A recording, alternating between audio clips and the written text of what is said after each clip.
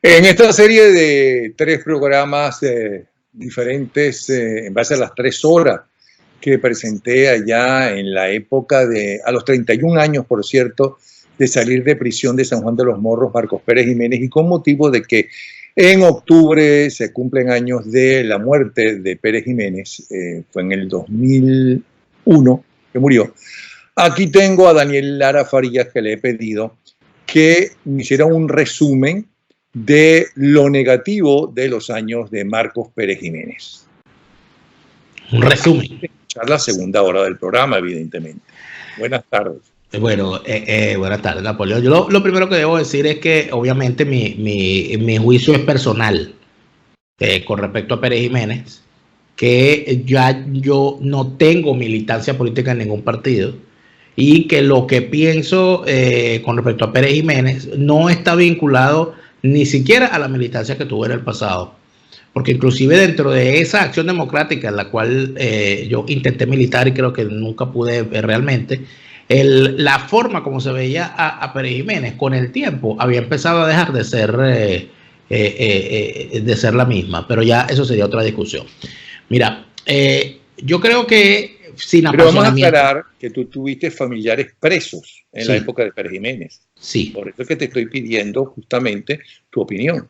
Sí, mi abuelo fue preso de Pérez Jiménez, no era adeco, no era comunista, era militar y fue preso por un evento ocurrido en el sector militar a bordo del destructor Zulia en el año 56. El que pueda investigar eso seguramente podrá tener mayores aproximaciones, pero en todo caso yo creo que lo que principalmente puede, o los 3 puntos negativos que yo le resaltaría del régimen de Pérez Jiménez, está en primer lugar el hecho de no ser un régimen democrático, ni ser tampoco un régimen que buscara reivindicar los basamentos históricos por los cuales ese Pérez Jiménez, que luego se convierte en presidente, se alzó en el año 45.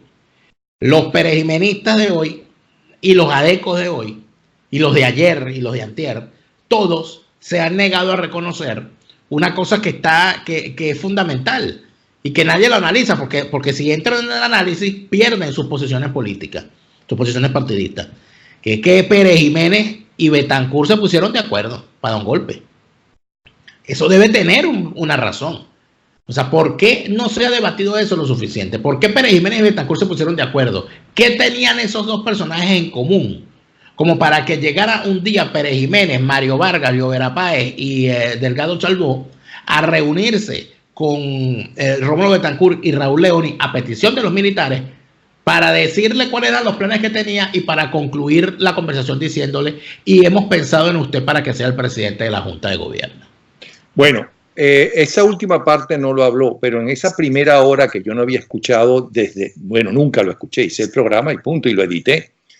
Él habla sobre por qué la dictadura, ¿no? Por qué él personalmente llamó a Rómulo Betancur para convocarlo a ver si se quería integrar a lo que en principio era un alzamiento de los militares estudiosos, los nuevos militares y esa generación que tenían como jefe a una gente que había traído Gómez desde su invasión a Caracas, o como se le quiera llamar, pero que no tenían ningún conocimiento militar. Todo era aprendido a los golpes. Sí, eran generales en carrera. Pero Pérez Jiménez dice que llamó a Betancur porque era un partido joven, importante ya para esa época, cuyos puntos que vendía, ¿no?, le parecían acertados. También le pregunté, ¿y por qué razón entonces usted dio el golpe después contra, una vez los adecos en el poder, por qué dio el golpe contra ellos? Y él dice en 2 palabras que traicionaron lo que decían. Explica por qué de su dictadura y la razón de su dictadura. Eso lo pueden escuchar en la primera parte, que por cierto me pareció muy interesante. Pero te pido que me digas lo negativo de Pérez Jiménez. Del primer punto que te dije, que fue el hecho de no haber sido coherente con lo que fue el lanzamiento del 45, parte lo que viene después. Desde mi punto de vista, lo que los unió a ellos para dar el golpe fue que ambos eran nacionalistas, ambos grupos. Nacionalistas desde el punto de vista de la época, en el sentido de que la gran preocupación que había era que la clase gobernante disfrutaba de las mieles de la renta petrolera, de la mínima renta petrolera que le entraba al país, y había el convencimiento general de que las transnacionales petroleras se llevaban el grueso de la riqueza de Venezuela. Y el planteamiento era que había que detener eso. Por eso es que Pérez Jiménez, su grupo militar, y Betancur y su grupo político se unen en esta acción. Entonces, la incoherencia de ese punto se ve después cuando se da el golpe de Estado del 48. Y yo creo que es allí, en el golpe del 48, donde está el segundo gran error de Pérez Jiménez, aparte de la incoherencia política, está en que no hay manera de justificar de ninguna forma, desde mi punto de vista, el derrocamiento de Rómulo Gallegos. O sea, estamos hablando de una cosa que desde cualquier punto de vista es deleznable, a pesar de que hay un mea culpa del propio Rómulo Betancourt, cuando en su libro Venezuela, Política y Petróleo se refiere a ese periodo diciendo que ellos se convirtieron en jacobinos políticos y que eso le hizo mucho daño y dejó la oportunidad abierta para que fuesen derrocados.